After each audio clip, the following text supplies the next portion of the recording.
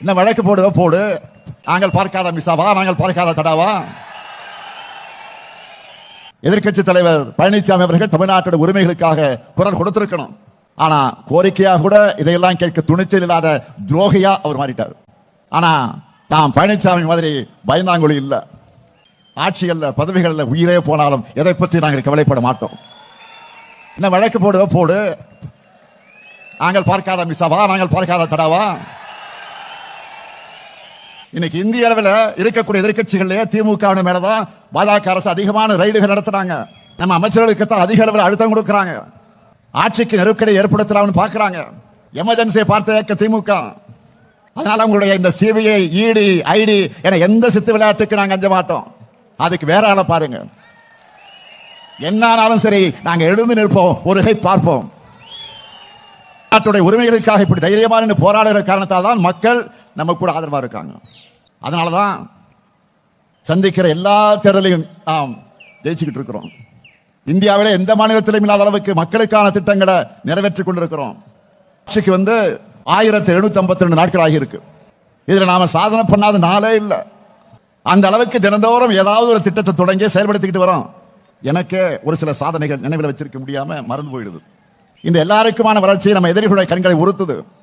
காலையில நாம sweet surprise கொடுத்ததுல மக்கள் மகிழ்ச்சியாக இருந்தாலும் அடுத்து அவங்க உடனே போனது வங்கிகள் இருந்து பணத்தை எடுக்கத்தான். அதுக்கு என்ன காரணம் தெரியுமா? ஒன்றிய அரசு மேல இருக்கக்கூடிய பயம். எங்க அந்த 5000 ரூபாய் ஒன்றிய அரசு எடுத்துக்குவாங்களோன்னு பயந்த மக்கள் அந்த தொகையை உடனடியா வித்ட்ரா பண்ண போயிட்டாங்க. இதுதான் மக்கள் நம்ம மேல வச்சிருக்கக்கூடிய நம்பிக்கைக்கும் ஒன்றிய அரசு மேல வச்சிருக்கக்கூடிய நம்பிக்கைக்கு வித்தியாசம். மக்களுக்காக கொடுத்தா அது திமுக அரசு, மக்கள் கிட்ட இருந்து எடுத்துக்கிட்டா அது ஒன்றிய பாஜக அரசு. அதை புரிஞ்சுக்குங்க. மக்கள் கிட்ட இதைத்தான் நீங்க எடுத்து சொல்லணும். அண்மையில் மாண்புமிகு பிரதமர் மோடி அவர்கள் பேசின பழைய வீடியோ ஒன்று மறுபடியும் வைரலாச்சு, பார்த்திருப்பீங்க. அதில் என்ன சொல்லியிருந்தார்? இலவச பேருந்து பயண திட்டத்தால மெட்ரோ ரயில்களில் பயணிகளோட எண்ணிக்கை குறைகிறதா சொல்லியிருக்கிறார். தமிழ்நாட்டில் நம்ம திராவிட மாடல் ஆட்சி அமைஞ்ச நாள்ல இருந்து பெண்கள் விடியல் பயணம் திட்டத்தில் இலவசமா பயணிக்கிறாங்க. இதனால ஒவ்வொரு குடும்பமும் சுமார் மாதம் 800 ரூபாய் சேமிக்கிறாங்க. இதெல்லாம் ஏன் சார் உங்களுக்கு வலிக்குது? மார்ச் 1ஆம் நாள் இதே மதுரைக்கு பிரதமர் வரப்போகிறார்.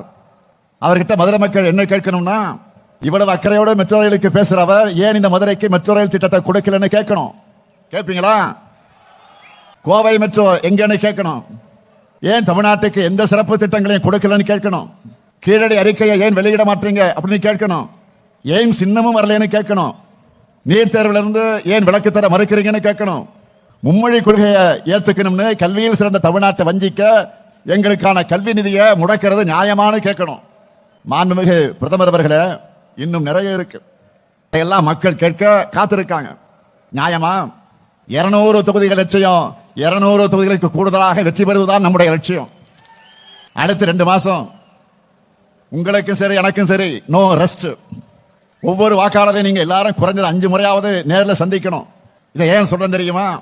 என்னதான் வாட்ஸ்அப், இன்ஸ்டாகிராம் இப்படி புது ஊடகங்கள் வந்தாலும் ஒருத்தருடைய வீட்டு படியேறி போய் அவங்க கிட்ட கையெடுத்து கும்பிட்டு பணிவா வாக்கு கேட்கிற பிரச்சாரத்துக்கு எதுவுமே ஈடாகாது. தெற்கு சமையில மொத்தம் இருக்கக்கூடிய தொகுதிகளையும் கழக கூட்டணி தான் வெற்றி பெறணும். அதை நீங்க தட்டி தூக்கணும். என்ன ரெடியா? செஞ்சிருவீங்களா? அதனால இந்த முறை மிகப்பெரிய வெற்றியை உங்க மூலமா நான் எதிர்பார்க்கிறேன். மக்களின் மகிழ்ச்சியையும் உடன்பிறப்புக்கான உழைப்பையும் நம்பித்தான் இதை சொல்லுகிறேன். நீங்கள் இருக்கும் போது எனக்கு எதை பற்றியும் கவலை இல்லை. தனிப்பெரும்பான்மையான தனித்துவமான ஆட்சி அமைப்போம் என்பதில் யாருக்கு எந்த சந்தேகமும் இல்லை. அனைத்து பகுதிகளையும் அனைத்து தொகுதிகளையும் வென்றோம் என்ற செய்திதான் மிக மிக முக்கியம். அதைத்தான் நான் எதிர்பார்க்கிறேன். கூட்டணியில புதுசா கட்சிகள் எல்லாம் இணைகிறாங்க. தொகுதி பங்கீடு பற்றி பேச்சுவார்த்தை நடத்த கூட அமைச்சாச்சு.